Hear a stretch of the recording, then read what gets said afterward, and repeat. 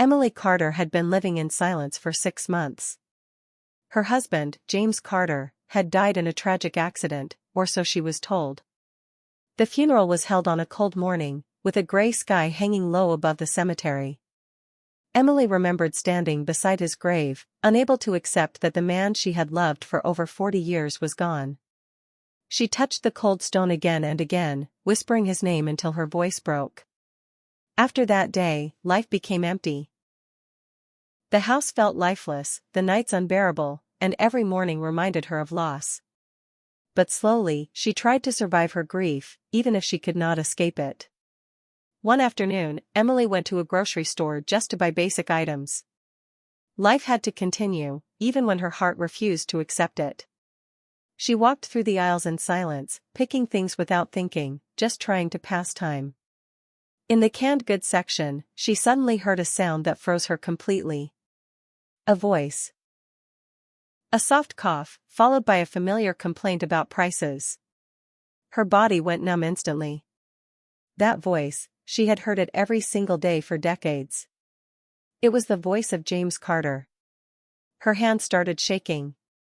Slowly, she turned around. And there he was. A man standing just a few steps away.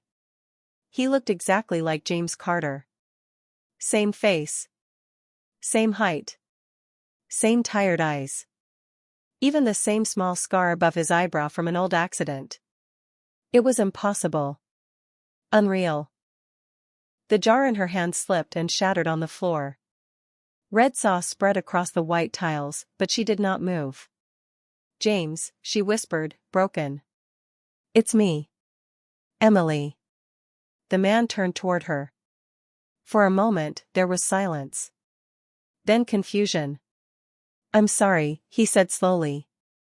"I think you have the wrong person." Emily felt her world collapse. "No," she stepped closer. "No, you are James Carter. I buried you. I saw your funeral. I know you." But he stepped back. That one step destroyed her more than anything else. "My name is Daniel Brooks," he said calmly. "I don't know you." Emily quickly pulled out her phone and showed him an old picture, James smiling on his birthday, his arm around her. "Look at this," she begged. "Tell me this isn't you." He stared at it. Something flickered in his eyes. A pause. Too long. Then he shook his head. "I've never seen this before," he said. "You need help. I think you're going through something painful." He placed a hand on her shoulder. That touch felt like lightning. Same warmth. Same comfort. Same man she had loved. Then he walked away. Emily stood frozen while people cleaned the broken glass around her. Whispering voices surrounded her, but she could not hear them. Only one thought repeated in her mind. "If James is alive, then who did I bury?"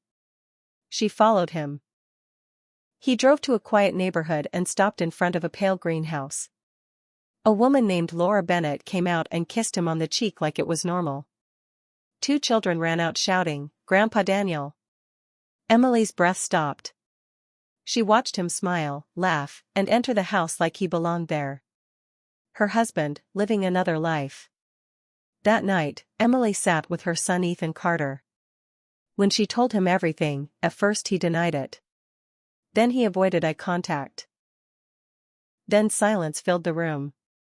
Finally, he said, "Mom. Dad didn't die in that accident." Emily froze. He explained everything. James had been living a double life for years. Another identity. Another family. When things became complicated, he faked his death instead of facing the truth. A homeless man's identity was used, and the world believed James Carter was dead. Even worse. Ethan had known part of it. Emily felt like her entire life had been erased. Lightbulb moral lesson. This story teaches that truth is the strongest foundation of any relationship. Without honesty, love becomes an illusion. Lies may hide reality for a while, but they always destroy everything in the end. It also shows that silence in the face of wrongdoing can also become part of the harm.